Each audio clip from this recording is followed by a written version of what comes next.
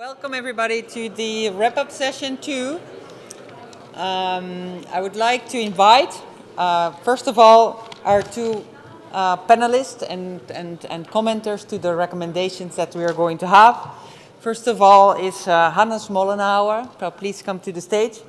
Hannes is a scientist at the Helmholtz Center for Environmental Research, the UFZ. In Leipzig, in Germany, he specializes on monitoring and exploration technologies, and his work focuses on digitalization technologies. And in agriculture, such as drought stress prediction tools and long-term environmental monitoring infrastructures in Europe. He also is leading work package in an incredible project that is called How to Monitor Carbon Farming. Our second reviewer, so to say, is Valeria Forlin. I am sorry that you need to come back to the stage again, as she was here just before as well. She is the deputy head of the unit of DG Klima, and her work focuses on the role of the land sector in the fight against climate change, and against climate change from decreasing. So today she focuses on decreasing emissions, to increase carbon sinks in soils and in forests, and to provide still sustainable food and materials for everyday life that as we have it. So Valeria, please also come up.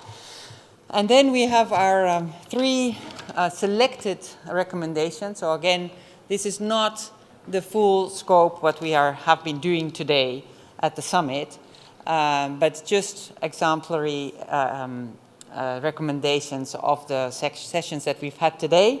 So first of all, I would like to invite Caroline Ploe. She is working in the Mars Public Affairs team in Brussels, leading Mars advocacy on climate and environmental matters. The Mars company is a family-owned confectionery and pet care company. So thank you, welcome. The second recommendation is coming from Mike Davis. He is the co-founder and CEO of the Social Carbon Foundation, a non-profit organization dedicated to promoting sustainable development through nature-based solutions and holistic standards. And he's also the co-founder of Wilder Earth, a technology company with an all-in-one platform connecting project developers, buyers, and investors. So then, please come to the stage 2. And our last, but not least, recommendation is coming from Axel Ducos, of Ducos. I'm not sure how to pronounce your last name. She's the Chief Growth Officer of Land Life. And Land Life is a nature restoration company based in the Netherlands and operating in Iberia, Australia, and also in the US.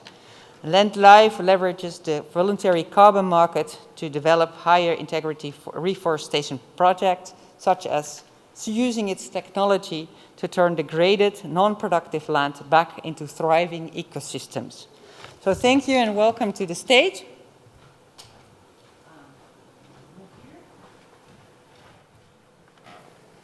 So, first of all, I would like to invite Caroline to explain what you had originally come up with and how you developed that over the session today and the new insights that you may have generated. Thank you, Saskia. So, I mean, we had a really rich conversation, so I'm not going to wrap up on everything. But I think what was interesting in this roundtable was that we were from like same value chain, so we're sharing really like this value chain approach, and we reflected on how to accelerate carbon farming within value chain from a funding standpoint, from a financing standpoint. So just from a number standpoint, I think there are different ranges which are given, but a recent report I was reading actually was mentioning a cost between 28 to 35 billion euros needed per year to help, soil restore in Europe, and that's only soils. And actually, we had as well like dairy cooperatives in the panel, so like there are as well other needs, for livestock that might come on top. So obviously, like when we talk about such figures, it is too big to be addressed only for the public sector, and it's too big as well for the private sector, even for companies our size. And so the reflection we were having, like quite quickly as a team was there is a need for blended finance, and especially right now that there is, the CAP revision on the table, that EIB as well has put some funds, and there might be other mechanisms. This reflection on blended finance is needed, and I think where we went one step forward today in the discussion was in clarifying where this blended finance could come.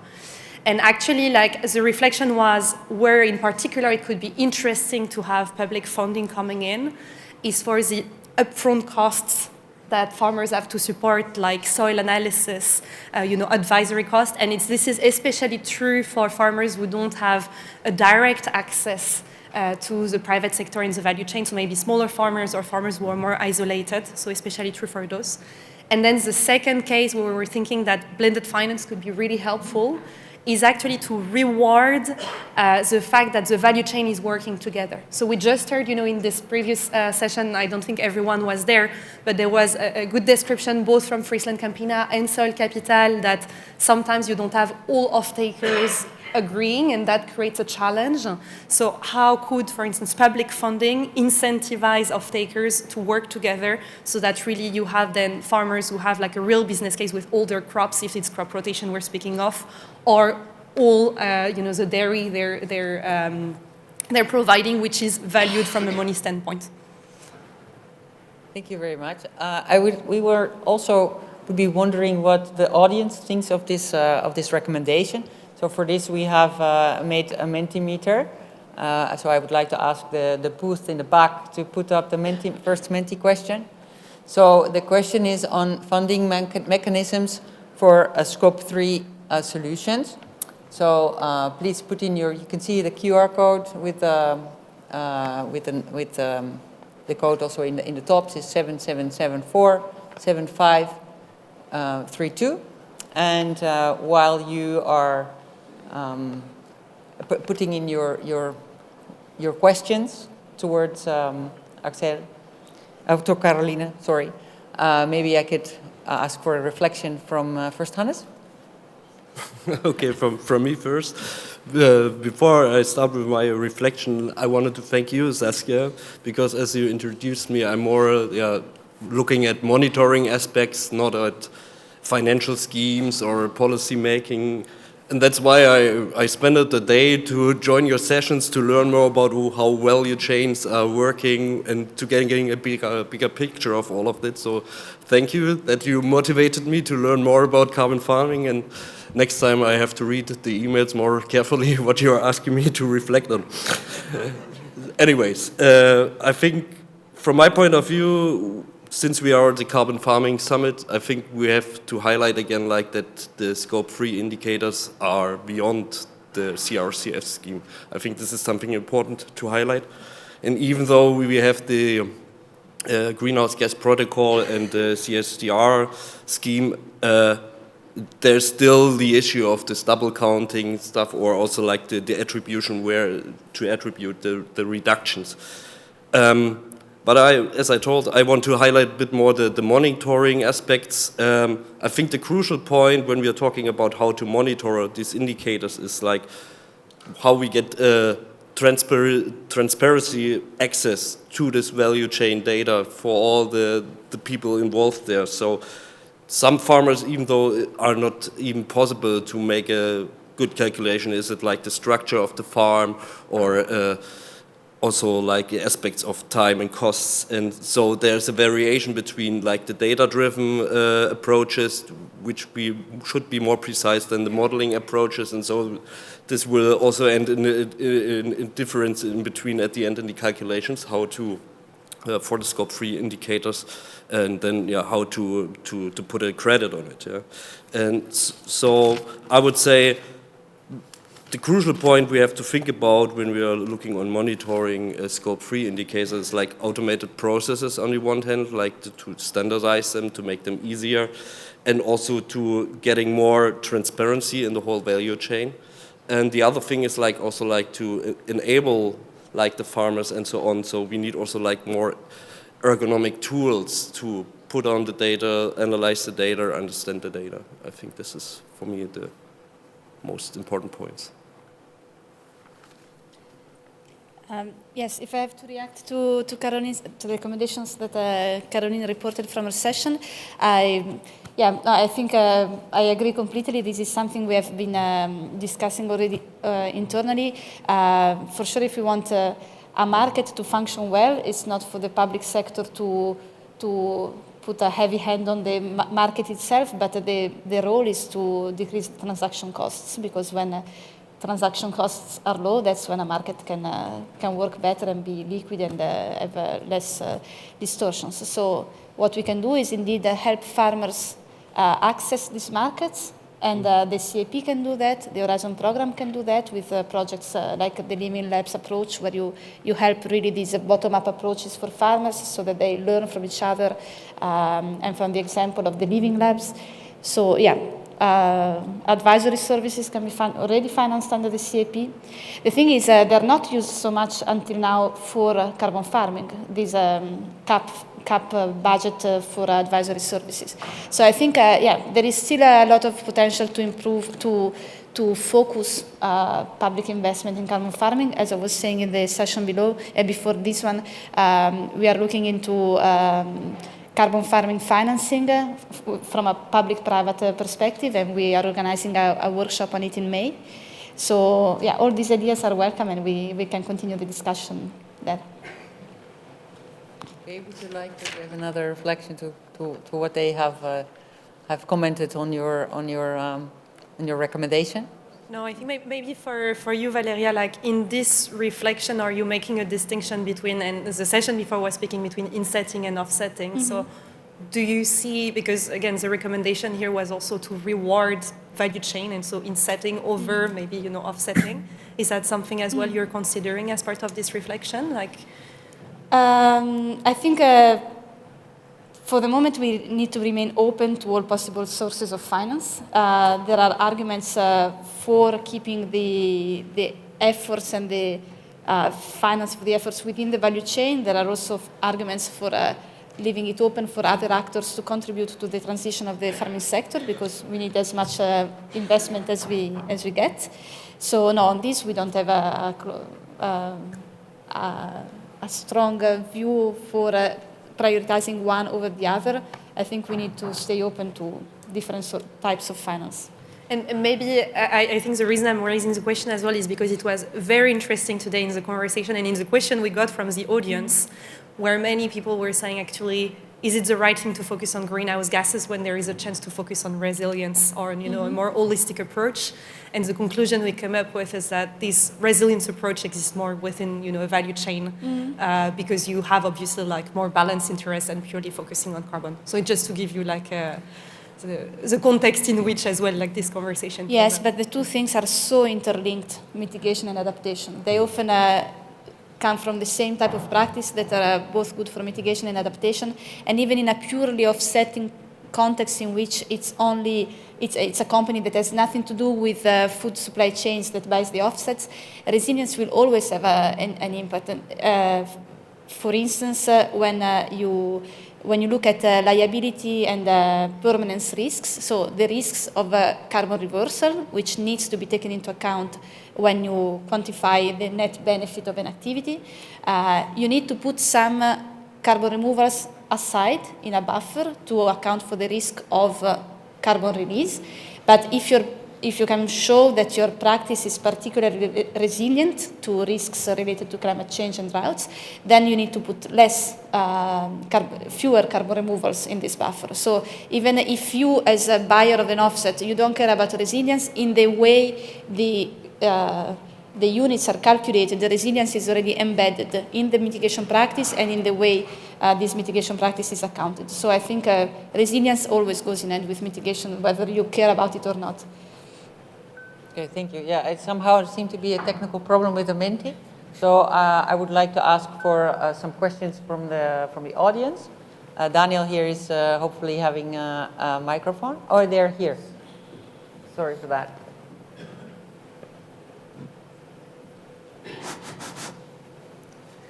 Yeah, thank you very much. I think when we think about this discussion between public-private financing and partnerships, the question that comes up for me is, how do we differentiate also between the public and private goods?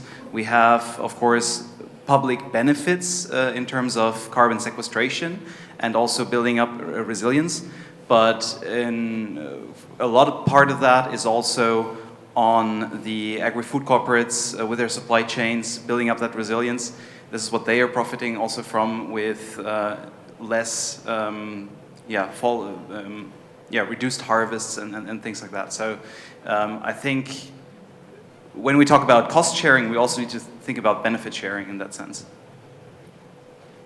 Yeah, I don't think they oppose themselves. Like, I think the goal, I think, is common to like decrease greenhouse gas emission overall, and that's why, you know, today you have like accounting system for member states and for corporations. So I think the benefit is for like the overall good. I understand your question of whether we want to clarify this, but I'm thinking among all the debates that are open, potentially this one is like a bit less relevant if you think about an asset which is benefiting overall. I'm very curious to hear like your view, Valeria, on this actually.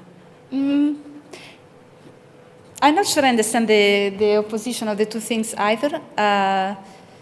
There is a public good in the moment when the benefit is enjoyed by the larger society and not only by the provider of this good. But if providing this good is a cost that for the provider, then it needs to be also supported with public money. The question is that the public money is limited, and I think already if public money could be used to, as you were suggesting, cutting the transaction costs, it's already very good. If it can also be used, you can also use cap money for, your cap money is already used through eco schemes to pay for carbon farming practices, but there maybe the thing that is different is that you cannot make very long-term commitments with the CAP. You cannot, it's more difficult actually to pay for the ton of CO2, so there are some design aspects in the CAP, being a public policy, that are not the same as what a private company can do in terms of type of payments. So that is the difference maybe, but not so much what is a public good and what is a private good. I think they are a bit too entangled together to separate in an abstract way. So yeah, I'm not sure I understood very well the question. Okay, thank you. We now move on to Mike. So please go ahead and explain what the recommendation was that you originally proposed and what kind of reflections that you had during your session. Yeah, so maybe I'll touch on the session and then context what we discussed and then touch on the recommendation. So our session was around how do we use technology and AI to support the growth of efficient, high-integrity carbon farming markets. And so we had a really rich conversation across the panel, but also the broader community and audience that joined. And obviously it's such a huge topic, there's a number of areas we covered. So one was around using technology to enhance monitoring, reporting and verification. So using remote sensing to monitor above ground biomass, but also how you can use it to be tracking land use and sustainable practices.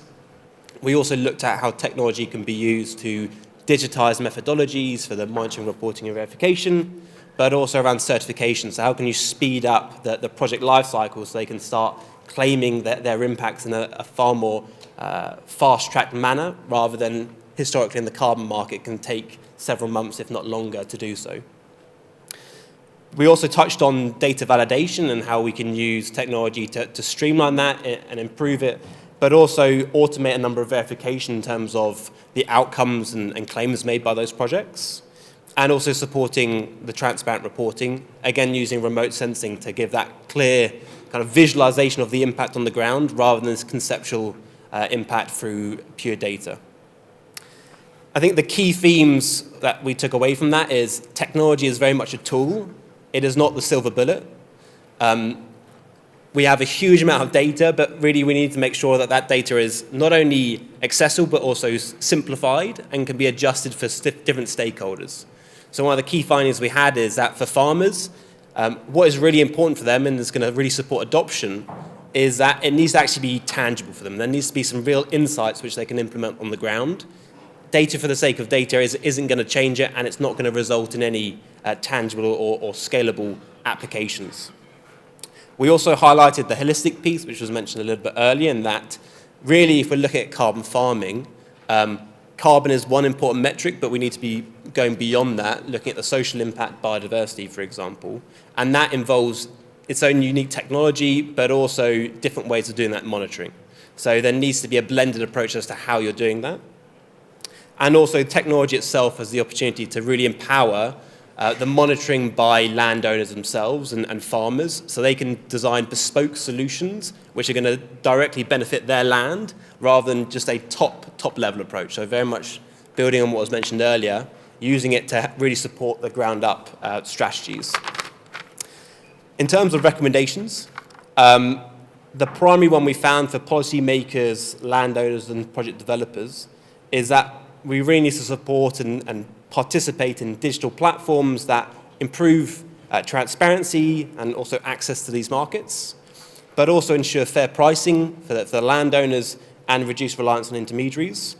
In terms of what that actually means, though, it means using integrated technology systems to streamline certification, to reduce monitoring, reporting and verification costs, but also empower those farmers and local communities to create those bespoke initiatives to deliver value for their land. And that's what's going to be critical to get that critical mass. There needs to be that true key value proposition for them to really want to be adopting this at scale.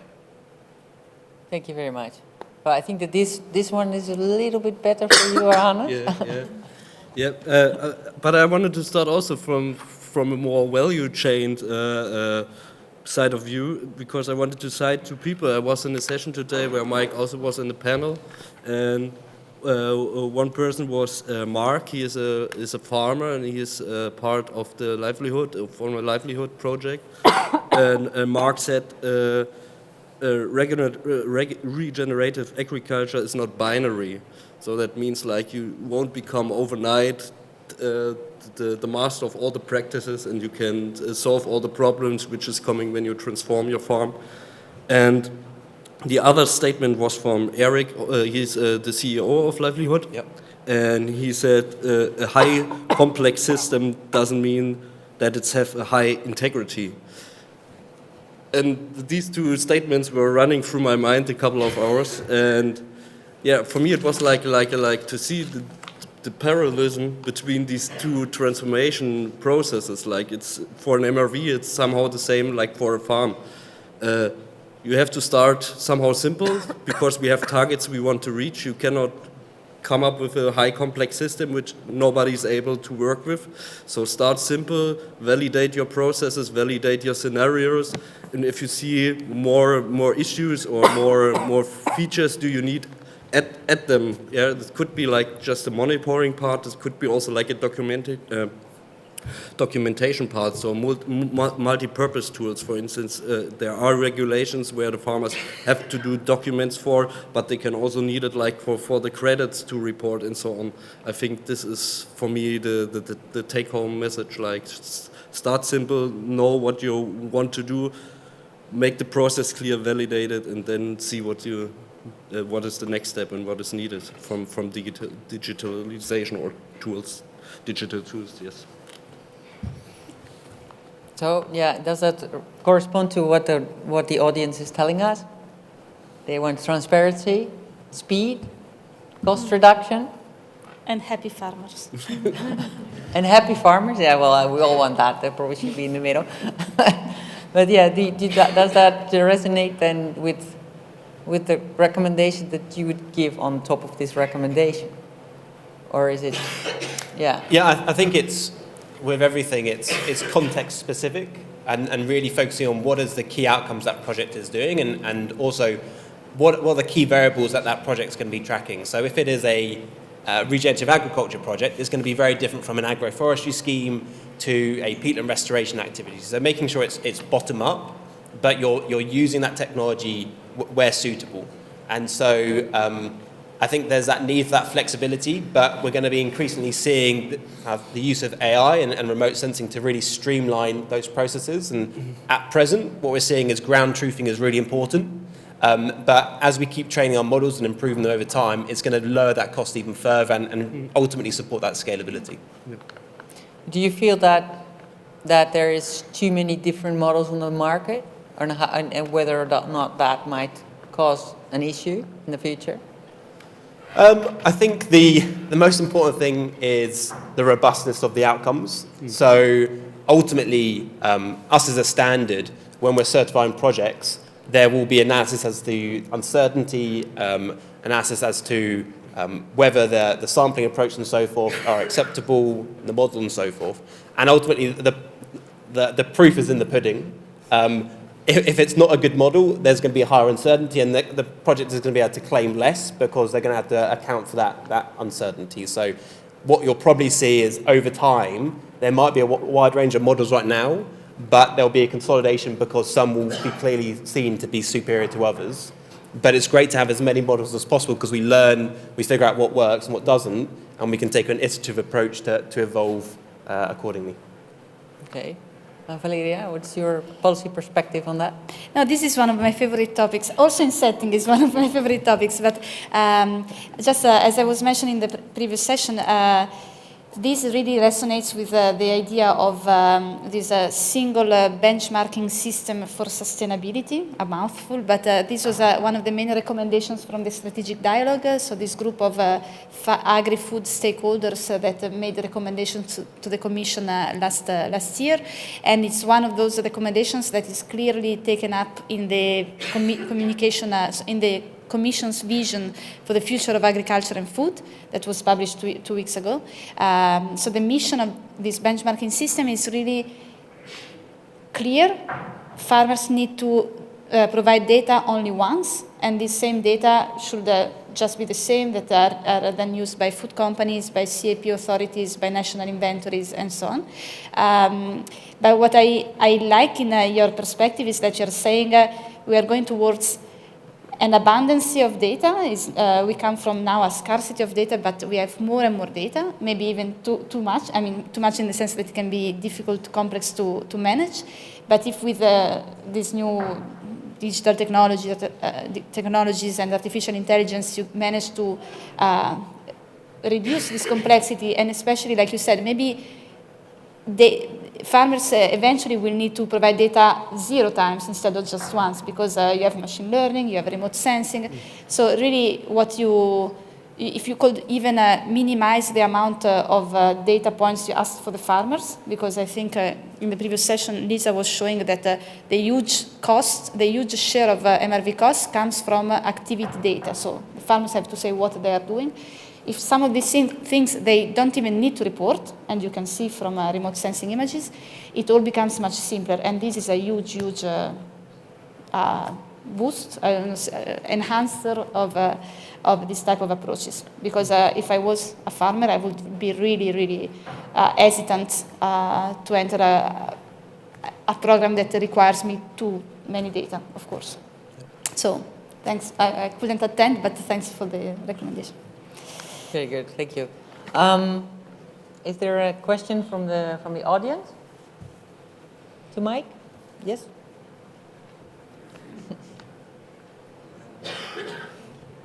So, hi, my name is Lisa, and I'm part of the project MRV for SOC. I think it's so I used to work in a company working for tree planting, and I was investigating technologies that could be used for the company to help monitoring forests. And one of the big things we have been saying first is how we use those data. Because there is an incredible tool called Restore. And the question was, could we use it to monitor impact? Of course not, but it's a great tool to provide data and contextual studies that are available in the world and give you an insight on what's the context of your project. But then the question is, how do you use those data? Because those data are previous study, and you have to look to the metadata, because the context, they are previous study, they have assumption. And so if you want to talk to clients, to farmers, they have to be aware that spatial resolution is big, and that there is a lot of things you have to take into account.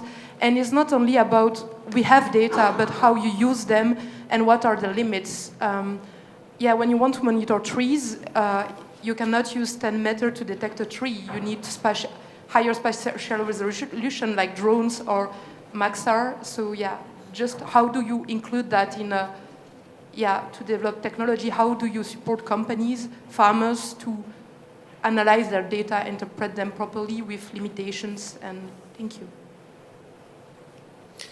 Yeah, so as a standard, we basically set guardrails that projects need to be aligning with to meet our certification requirements. And we keep it fairly open so that projects can select what's most suitable for them. And often what we see is a phased approach, whereby if we're looking at afforestation, reforestation, they might start off when they've planted the initial saplings and doing quite a manual intensive monitoring approach. But as they start reaching maturity and as a result they're picked up more of our remote sensing, it gives them that option to transition over. But again, it's very context specific. If you've got a really large scale project, you're going to need technology which supports that scalability. Whereas if you're keeping it very intimate, there's options to not use this technology because there's broader impacts. So I mentioned in our session, we're aware of a project in Timor-Leste whereby they are doing afforestation, reforestation. The average income in the area is around 80 cents. And what they're doing is they're not using really high tech in terms of monitoring the above ground biomass through satellite imagery. They're paying someone in the community to go tree by tree and take a picture and do the measurement. Now, from a scalability standpoint, it's not great, but it delivers all these broader impacts, which is completely aligned with the outcomes they want to achieve as a project. So I think it's completely project specific, but having that phased approach when we're looking at using this technology is typically the approach taken, because at present, using drone technology, for example, which can get really high resolution, has its costs. Yeah. My question is not how you use the technology, but more how you help companies, industry, and farmers to interpret the data. Because when companies have data, they could, if they don't have the knowledge, misinterpret the data and say, oh, I use a restore, and then I see I have the project stored that amount of carbon. But no, the study shows that the carbon storage potential is there, but it doesn't mean that's what your project does. It's just a meta study that shows. You see what I mean? It's more how do you accompany, because there is a problem of misinterpretation, I think, that could be possible. Yeah, so I suppose as a standard, we're setting the rules that it's clear as to what is required in terms of the analysis of that data and making those claims, and that's going to be independently validated by third-party auditors. In terms of that corporate claim, it's going to be a slightly different situation, and that's a space we're not really touching on, so maybe some of the panelists can provide that insight for that. But I suppose when we're looking at that meta-studies, obviously you can use that to provide guidance as to what could be done, but if you're actually looking at specific farm scenarios and so forth, that's the role of some of the platforms we had on our panel earlier, is they make that so much easier because you don't need to be an expert in analysing this data. They collect it, they formalize it in a way where, from a user interface perspective, it's really easy to understand and it's also robust as well.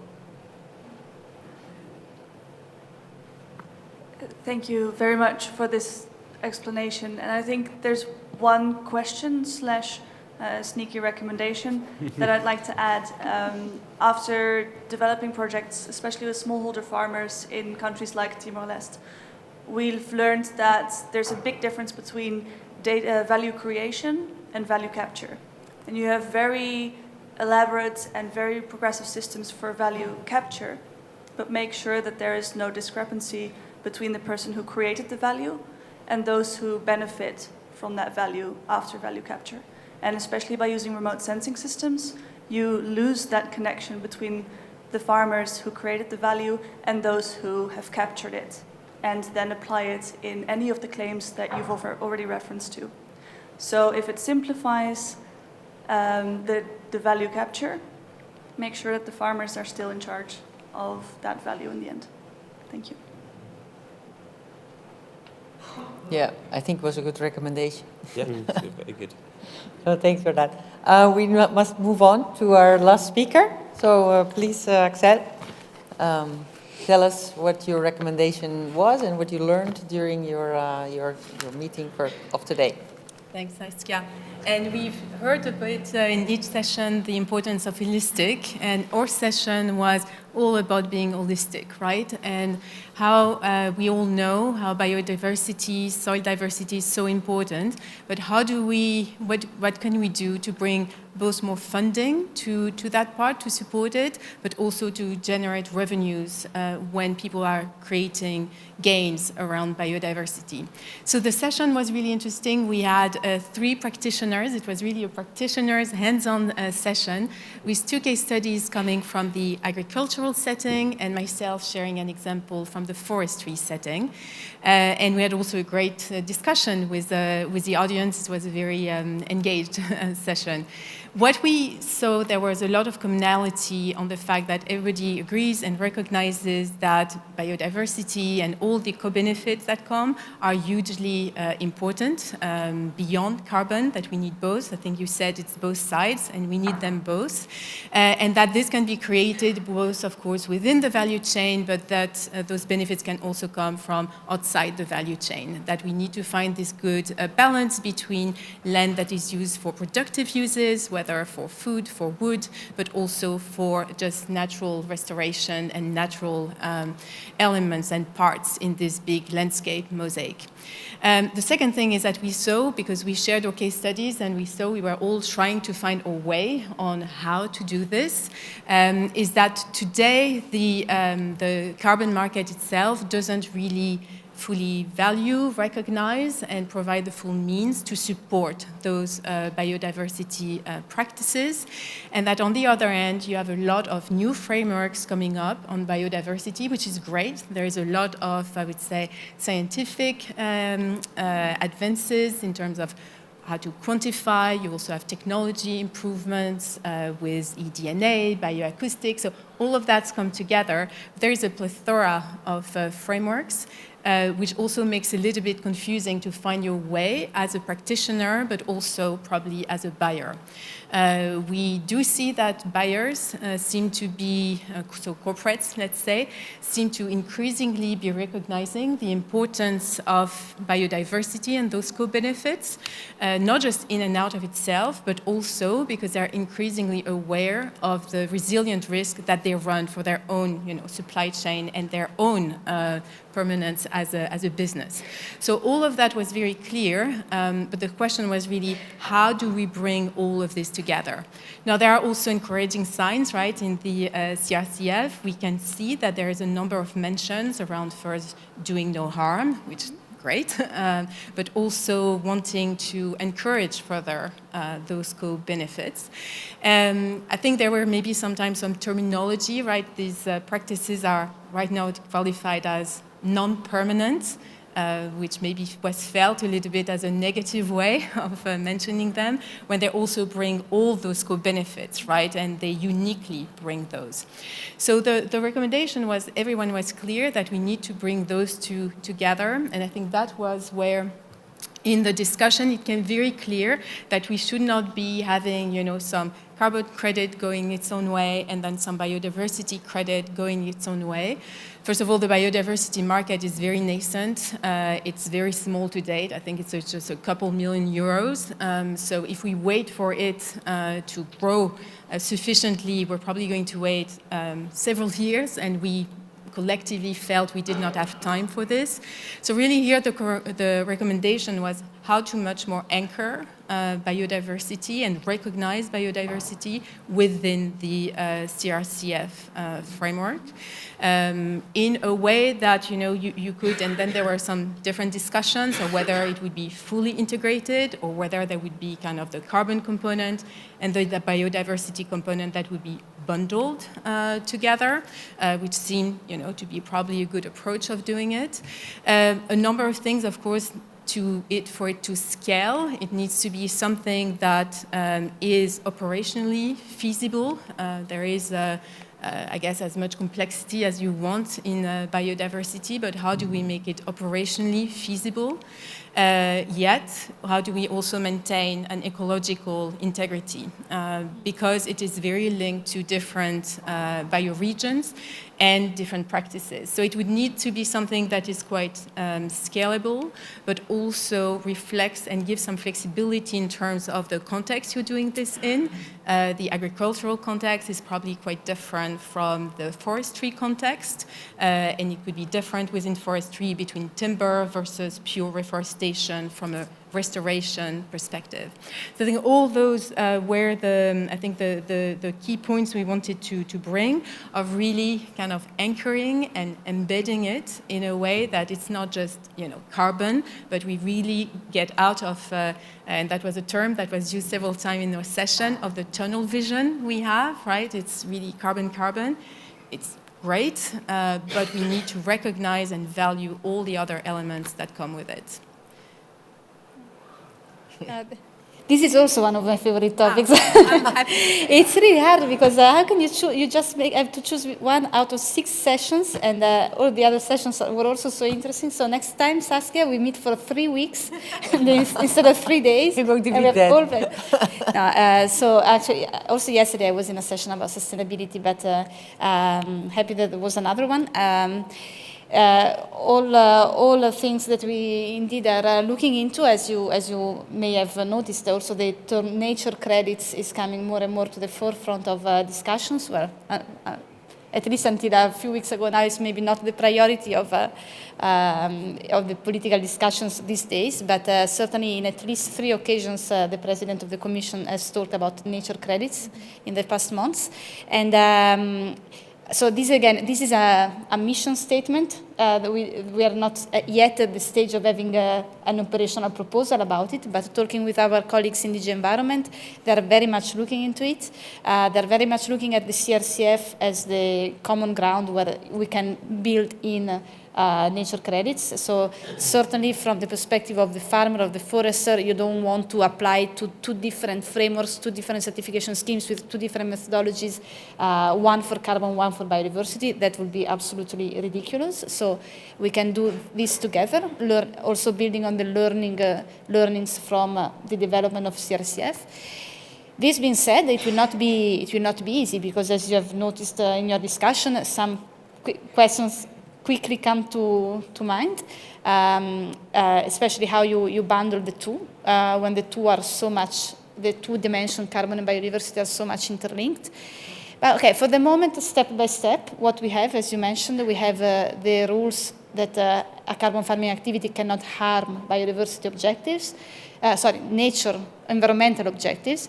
For that, in the case of forestry and peatland, we can rely on the do no significant harm criteria under the taxonomy.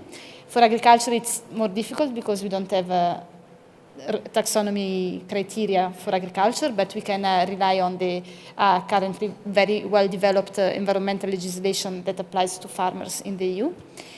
And then there is the mandatory co-benefit for all carbon farming activities for biodiversity. And this relates a bit to what you said.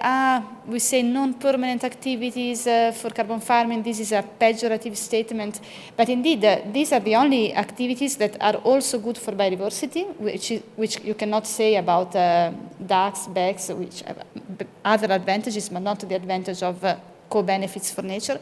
So this is really a selling point for these units compared to the permanent removal units, depending on, like Ian was saying before, the taste or the needs or of the buyer. So if you're interested in nature, you should buy carbon farming credits and not a DAX credit. So it is part of the selling point of carbon farming credits, but it's not yet as easy to quantify as carbon, and really carbon is not easy. So we also leave a space for a voluntary reporting of co-benefits for all environmental objectives that goes beyond a mandatory check that the activity is good for biodiversity. It can go beyond and be really about quantifying something that is only related to biodiversity, maybe not so much to carbon. We don't have a methodology for that yet, and we won't have it in a few months. So what we were currently thinking about, maybe you can give me feedback on this, is to leave it open to certification schemes if they also have a proposal how to quantify nature indicators. They can mention this on the certificate that accompanies carbon units. It doesn't become a unit, but it's an information that you can put on the certificate, and perhaps if they communicate transparently about their methodology their method to quantify these indicators, we can all learn from this database methodologies, and in a few years maybe we have enough information to put this more to the forefront and become a basis for nature credits. So it's where carbon was a few years ago, and now we are here. So I'm sure that very quickly we will get there also for nature. Yeah, before you react, I would like to hear what Hannes has to say about this, how to potentially find solutions towards the problem that Valeria just raised about actually quantifying nature. First of all, I wanted also like to agree what Valeria says. I think one of the issues I see right now is like we have metrics to quantify biodiversity, but there is no like general measure like tons of CO2 to make it like a really harmonized scheme between the practices to measure it. And another thing I wanted to also to highlight is you said like there will be in future maybe the nature credits will be included in the CRCF, and I'm a little bit wondering about, is there maybe a competition starting between credits when we have like carbon credits and we have like nature credits? Because I mean, like when we're looking at on agricultural practices, are some practices which are very positive for carbon sequestration, but maybe not so good for biodiversity gain, for instance. Yeah, and then they cannot be certified. Yeah. Then if they harm biodiversity, they cannot be eligible for certification. Okay. So no competition there. Okay, that's what I was wondering. And my last point I had, it was a little bit a refer to the question about the knowledge. I have just a little story. My girlfriend is working for the National Monitoring Center for Biodiversity in Germany, and it's founded like several years ago.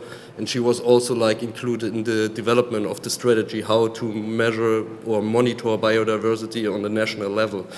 And they had like a focus group, internal and external experts. And the problem they came up with is like not having the technologies to monitor biodiversity, to bring the knowledge, because I don't remember it well. I think it was about a special group of nematodes, and there were like 3 people in Germany who have knowledge about this group of nematodes, and it's totally clear that these 3 people are not enough to share the knowledge for a national-wide monitoring scheme. Yeah, and I think that's maybe the same also for the credits in future, to find the right people to share the knowledge, that there is like a common ground about quantifying biodiversity effects.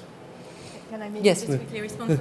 Thank you I think you bring a good point, like, of course, they should never be in competition. And I think, Valeria, thank you for clarifying this. This is not at all the goal. The goal is really to, give some premium to improve, to some extent, the pricing, the monetization that you can have with carbon credits of high integrity that also deliver on nature, right?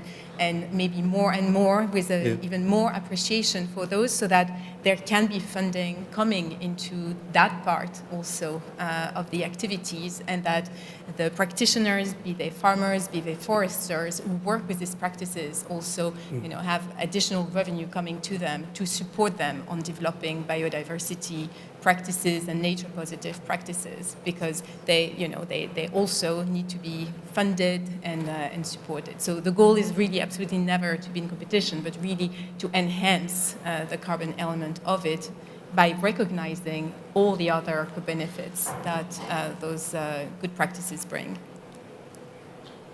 Okay, then we have time for one final question from the room before we all go for the poster session with drink. Just have to shut up everybody because of that. Now we're clearly between. No questions? Then I would like to thank you very much for your contributions here. And I just have one last technical message after we finish our session here about the dinner tonight for those who are going to be coming. So the dinner starts at 7:30. It's a buffet dinner, And it is at this location, which is the site is called the church. So you we can all just go together, walk there, or if you want to go to your hotel first, then it's about a 12-minute walk from here. So I hope to see you all, everybody that has a ticket, to see you there. If you don't have one, I'm sorry, we are sold out. So thank you very much.